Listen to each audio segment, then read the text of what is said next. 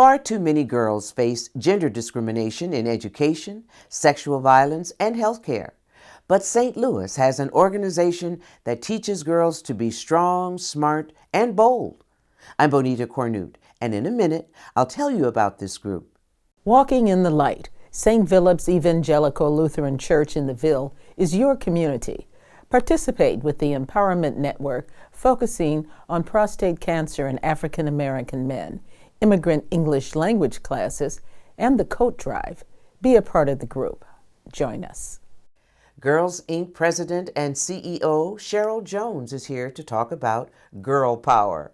Cheryl, welcome to the Open Source. We certainly do appreciate you coming on board with us. The first thing I want you to talk about is, what is the purpose of the program, Girls Inc.? Thank you, first of all, for having me again. And I just wanted to just say Girls Inc. is a place where we know it's their second home, first of all. So it's a place where they feel safe, they feel seen, and they feel heard. We want to make sure we're empowering young women to be all that they can be. So we do it through educational, cultural, and also civic engagement. And at this point, you've been around for a long time. Describe how you how do you reach these girls? What type of programming do you provide? Sure. So it is word of mouth. We're now seeing some of the young women who were Girls Inc. girls come back with their families. And so we're excited about that. That generational piece is so important. But we also have partners in schools and partners in business that also will share the good news of Girls Inc. So it's a word of mouth, but it's also kind of baked into programming in the various schools. So the girls come to your location, but then there are also opportunities where you will go out into the community to provide tailored programming? Absolutely. So they come to our location at 3801 Nelson, and that's a center that can hold 500 young people. But because we know that there's so many other young people that need our services, we go into 72 different schools in the St. Louis area. And our programs consist of what we call Project Bold, which is one that is building life skills, one that is talking about how to be friends with other young women and other people, character development. We do STEM. We also do a piece that we call Girl Power, where we're asking young women to just go into themselves and find their best self. Who do you want to be when you grow up, and how can we help you develop that? So do you find, I didn't mean to cut you off. No, that's important. Yeah. But do you find that many of them are struggling with that question and not really sure who it is they want to be or what need to be? Absolutely. Unfortunately or fortunately, media plays a big piece to that. So when we have very important messages that need to sink in our young people's minds, if we could have more positive programs like yours that could tell them who they could be and show them who they could be, that would be one thing. But unfortunately, they have these images that are out there that sometimes are negative influences of who they can be and not the right image. And they try to then become that image at 5, 7, 8, 9 years old. And I won't go into the names because that'll get me in trouble, but some of our young stars or some of the people that they want to be like is not a real place for them to be. And so giving them more positive images would be wonderful. Is it challenging to get them to turn that around? It is. To distract them from that image and look at what is more important? Absolutely. We have to meet them where they are. And sometimes we have to listen to why they believe that that's the only image, and then give them the possibilities of, here's just another look at someone that you might could become if you even just applied yourself just a little bit. So understanding that you're really good at math, or you're really good at music, or you're really good at dance. And so not just only thinking about being a dancer, and there's nothing wrong with that, but why don't you own a dance company? Or why don't you own a production company? And so that's what we try to do, is make their dreams a little bit bigger than what they may even begin to think about. See the bigger picture, the wider Absolutely. picture, and Absolutely. understand that they do fit in there. Well, I was along those lines. I was looking at your website, and it says that you equip girls to disrupt the status quo and ensure they have equal opportunity to be leaders. Disrupt the status quo. Yes. Explain how does that fit into a girl's life? So if you go into any space or any room and you notice everything is the same, we ask you to question why. We don't say change it up just to change it up, but if they're all the same marbles, wouldn't you like to see maybe a different color marble? And so be okay with asking the question around why are there all the same marbles? And what is missing by having all the same marbles or all the same people or all the same voices? Because if we don't ask those questions, we'll never get to the solution.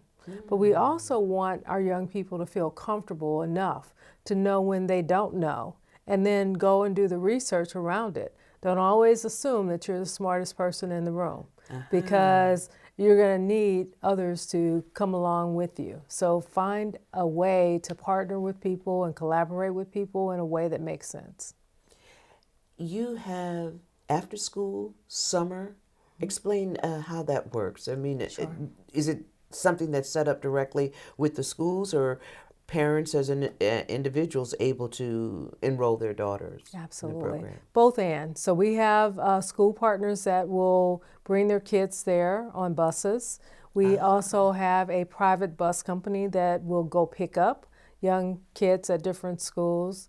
But we also have parents that they have made a decision that after school is so important because we call ourselves extended learning.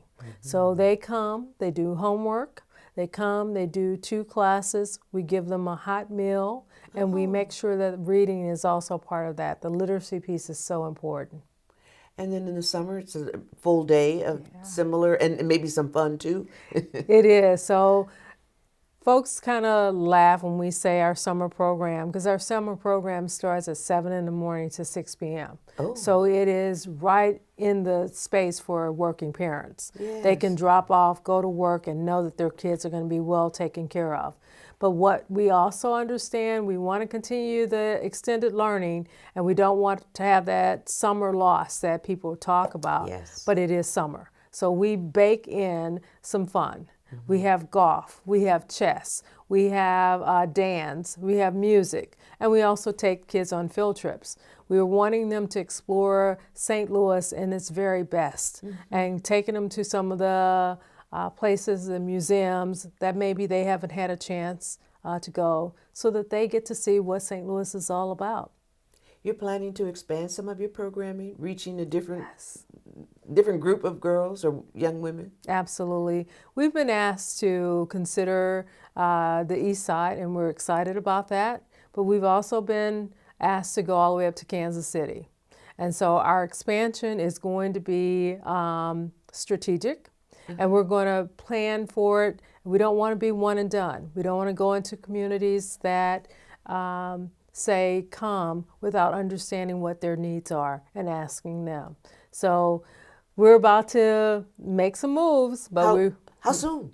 As soon as like maybe tomorrow. No, No, it's going to this be year. This though. year, absolutely, absolutely, Really? yes. Because we know that there's communities that we can absolutely have an impact, but we also want to make sure that we have partners, we have the voice of the kids and the families, and that we are a needed, I'm going to say extra, because there are some agencies that are already there, so we don't want to be a distraction. We want to be just complementary to what the needs of the families are. So. And you're expanding to older women as well. Explain. Sure. Our Project Accelerate was a initiative about 3 years ago, and it was Melinda Gates, Mackenzie Scott, and the Schusterman Family Foundation that said, hey, we're going to choose some organizations that we can have a better or a bigger impact, and Girls Inc. nationally was one of those. And when I say architect,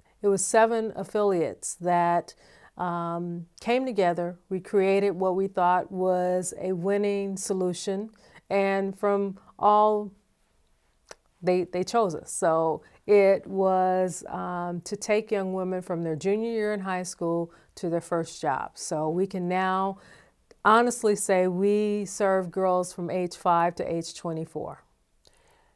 Amazing. Yeah. And sometimes that transition as you get a little older, the 18, the 20-year-old, you're still not sure and Absolutely. still struggling and don't know Absolutely. which way to go. Yeah, we had a focus group around it, and our young people shared with us that the mental health, the trying to navigate between being a young person and a older young person, and how to find a job, the mentoring, the sponsorship, the coaching, the dress, even how to act and how to show up at work was kind of difficult. So that's where we step in and try to help guide them with organizations like the Links, Alpha Kappa Alpha, Delta Sigma Theta, Junior League. We have partnering agencies that have women that honestly understand what that is like because they've been through it. Well, you make me think about the next question, which is how do you fund all of this? It's a challenge, let me just say that, because as you know, individuals play a big part. So we really, really need individuals to buy into our mission and buy into our vision. We do have, fortunately, the support of United Way and other agencies like that, but we really, really need more support from individuals that see that the girls' issues and girls being at the table is important. Private donations, Absolutely. individuals, corporations, Yes. and an annual luncheon. Explain your Sure. bold. Give me the full Strong, smart, and bold luncheon. small, smart. Say it again. Strong, smart, and bold luncheon. It happens every year in November, and what I'm told by others, it's one that everyone looks forward to coming to. We typically have anywhere between 400 to 500 people, and we intentionally bring our young women in the red jackets. And so every table has a young woman sitting there as hostess or ambassador for Girls Inc. That way, individuals get to see real life stories and hear about the impact that Girls Inc. has on the young people. Our luncheon is intentional. We do it in an hour and 15 minutes. Yeah, we get it in and get it, Wow. because we want to hit the message, share some stories, but our real intent is to make sure that we're raising dollars and raising people's understanding of what we do at Girls Inc. Cheryl, I understand that all of your great work has been recognized by the community.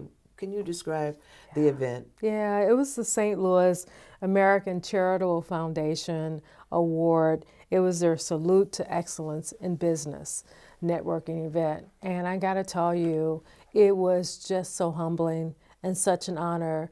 And what that says to me and the community is I see you. I understand the work that you're doing, not just me individually, but our organization. But more for me, they see our girls. They see the possibility of the work and the need of the work. So humbling, honor, and thank Dr. Suggs and the whole organization for acknowledging the work. Nonprofit Executive of the Year? Yes. For 2024, so I'm going to live that one for a long time. All of 2024, I'm just going to keep reminding myself and others. Wait, what was that again?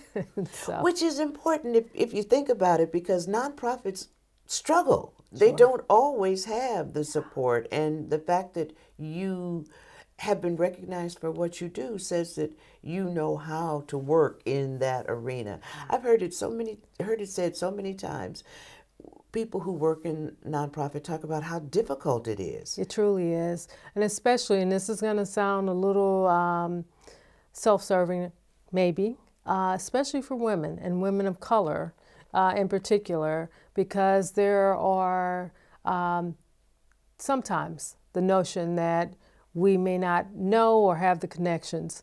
Well, I don't know that I have all the connections, but I'm hoping we'll get more connections after this award. So you're doing good work, and it deserves the recognition. So we appreciate the fact that you've come to join us today and sit down and talk about all of the wonderful work at Girls Inc. Continued success to you. We thank you for being with us. We actually want to say strong, smart, and bold girls become independent and fearless, power-changing women. I'm your host, Bonita Cornute, and thank you for watching the Open Source TV. See you again soon.